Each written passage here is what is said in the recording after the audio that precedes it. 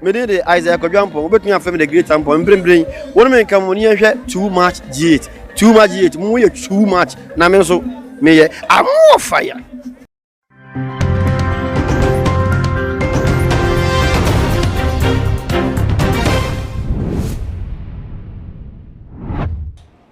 For any adofo mema obibia akwaba ede eba too much GH so Ghana wahala jumedie ena wani egusu a wo hwe na musonfo muni aba ekwesi kapa ne nso mote eye minimuni se meje eye edwa esi de na chese ensem a ekochi ekobremai ena yabone bede se mampohene aboma yede ebesom ahwefo ene etiefo na wosusu etimide wadwencha wo fa ensem yi ho atu eye edwan na abusuafo na nsentemi de chese nsem bi wo hono mo aye tia chese abusua wodwen ho a wonte eye ase afa bia ene minchire mu a wode eba na ene dey eye Sakawa boy ya allegedly Sakawa boy ya chese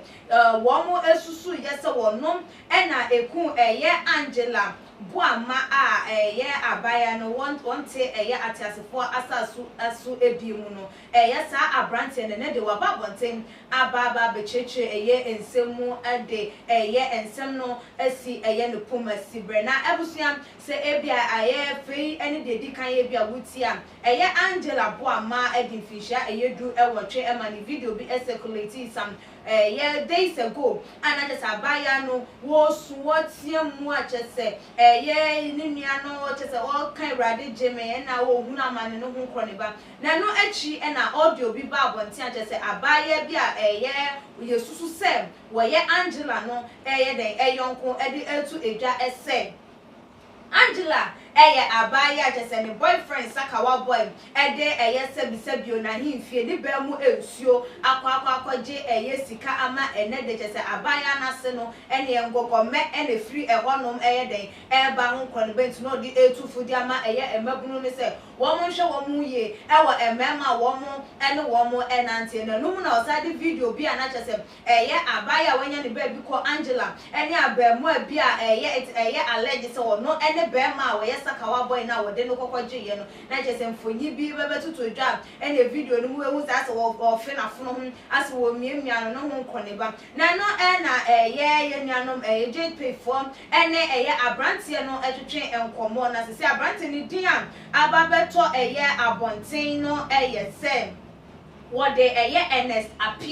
Ernest appear wono ene the alleged Sakawa boy a wo mususu se wono eleku Angela no na this sem to edwa na wo chire mu esem Angela ne yonko a chese wonim no na wono abrante no se si ya yidie wo boase wono odi ni adwuma bi na wanya no wo hono mu a woye na bia ya Angela mo etie ne enya ade se wono watena eho epen ana se waye de wakosuku wo ho eda na mom wono de na chese wono oboase na wo na woni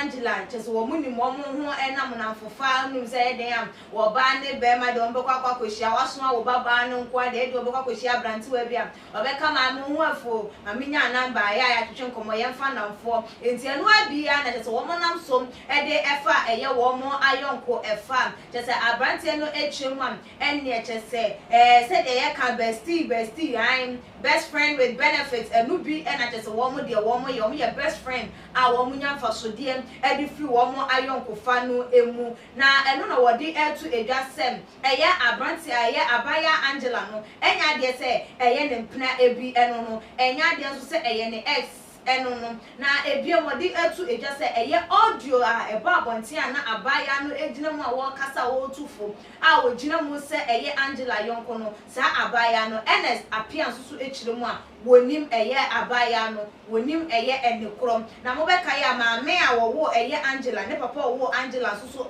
de sa nsem na tudwa ese wo munim abaya no na wo mo ente ne krampo na wo mutimi identify sem nipa sumesi anase wo ben enten na enum na Ernest appear esan so echire mu a Angela yare ye went me ankwa question. Didn't you went me ankwa question no say oh when him say Angela friend am home from you and I say and to no dey when him say oh we be konkra na yeti paye bi ene ni tiri mu de bi na aba no wo pen say wanye de wo be ha ne keke into ya onye de won finum till say ohun say de abaya no wato nananom ewo ense de ohun say ampase na Angela ne yare no mu den na eno na yebusa no ensem say ampa say owo cars and we just say bo car mpo mini bi na mabenya cars just a campo no ba kumpo woni bi ewo honum just de enkwada boni ntontruwa ene mu kuntontruwa wo mu bobo bi krampo e de ka krampo wono woni bi ewo honum obetimi de akwakwa ho sem wo car na mpo agwa ba benya cars na no na ye chire mu anase wo chire mu ayebusa no say na woni say Angela wo date abrantie bi no say Angela de na woni say wo boyfriend na boyfriend what to say what to say me what to say wa saying or say I'm ne yi nyina etise me wonya de say wo sika e na enya de so say ye wo twi cars anaso wo cars bi anaso wo dress shape anaso wo live flashy lifestyles yi ebie say de ye nim say wo mo e wo sika no wo mu e live no wo si de bi wo no so etise wo no ache say akwabia so e na wo mo eti ache say wo mo ebo wo mo ebra ana ache say Angela boyfriend kwa nim say wo no one Angela ono Ernest apia ne Angela dem wo mo best friend na no na wo busa no say into ogidi ye say ensensem a ekoso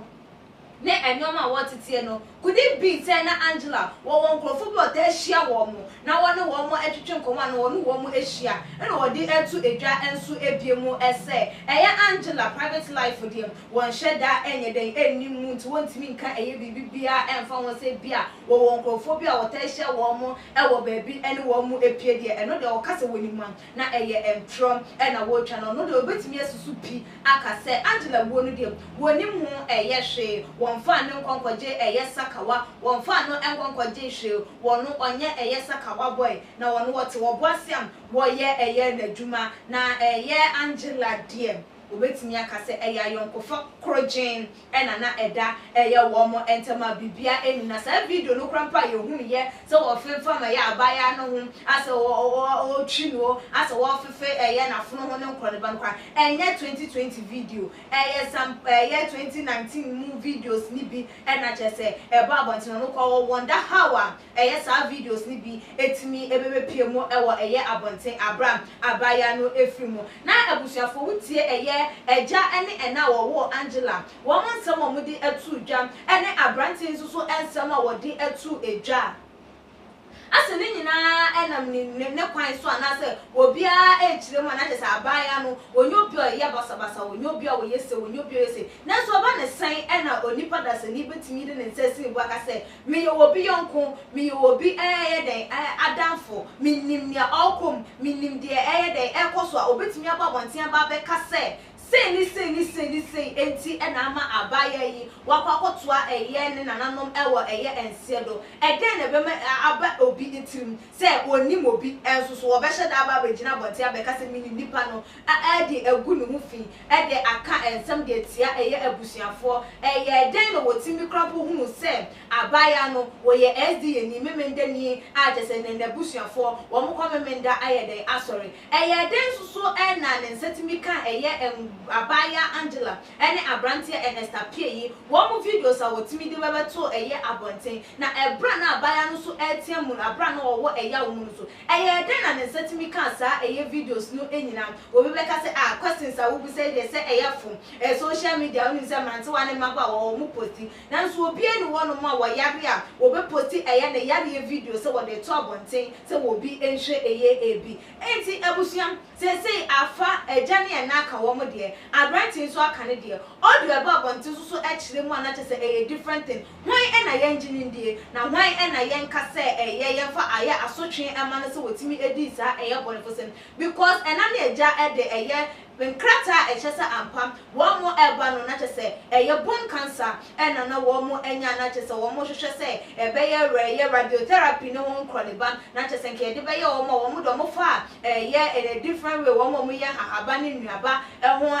de sayare one more enam so a chese na omususu se no na be na mo so ama wogye aba eye ne bana brabo ma ankoba sa amfa amam enti ebusua se die enoma ewiase ayehu se de na enkane no obitimi nam ne baby free eye de ope free ewia chese wonya eye bibi boni ana wonti asemboni bia wachi se no yemremu no enti sa enti wenya futu die we enye chese ade bia ye be hwani yeswani ehunu sem ye ade a ye ndwen ho because say social media na ayefo baby a post videos baby a womo no womo nante womo ususu womo anasa wo dwen womo ho anasa wo fa womo se womo yonko no womo no wonu womo na mususu a na wa hwe eye wo hu eye because ebia na de obe wo no information bi e na wo pe e de afri wo ho ade ayede akoto abonten ebra wo nam eye anwi ye mu ma ye hye ne so na ye nyi ye hu emfri sa atorenchem we a eta ekoso e wo emabunu ya brabo mu abre ene abrebia ebusa for ham ene de enkomotwetwe no ebesi wo so wa dwenche bi afabra e wo tuma gh comment section like videos na share e wo all the social media platforms so meeting e de ekriesi kapadasene Yo. Too much GH nie. Ghana for ahwefo etiefo. Onipa bi a won subscribe e wo too much GH no. Subscribe wo na ehintasem. Ensema ebuafa on my Ghana so. Ena ye de bremu. One God nie. The only one God in GH. Eho ana de bia mehwe. Abrochefo ene Ghana for. Mo amowia safa na ina. Me recommend Emamo. Too much GH. Too much GH. Me did akose Japan. E prepare mbese TV. Me share too much GH. Omo de mufua. Hey, omo sports and as entertainment. Hey, omo de mufua. Mo ko so show mo. No any beji de bia. Me da ma say love you. The major prophet kum chacha. On say me catch o say Boamah na hwe too much GH. On say me kan ye nyane. Bonne pa na kase epe wo wiase ya asonde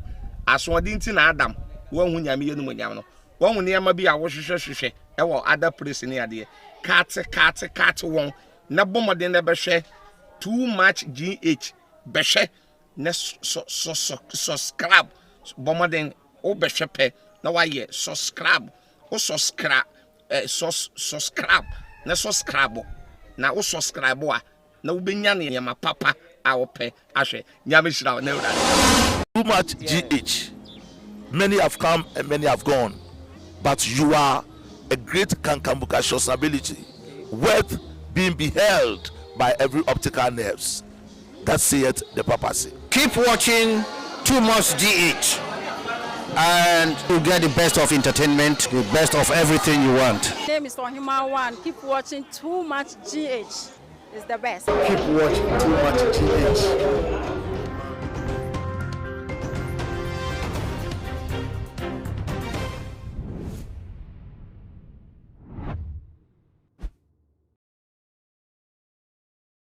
Too much GH. Shout out to your fans and everybody who is watching Too Much GH. Me dey Isaac Odwampo, we betun afem the great tampo mbrembren. Won me nka mo ne hwe Too Much GH. Too Much GH. Mo ye too much na me so me ye amo fire.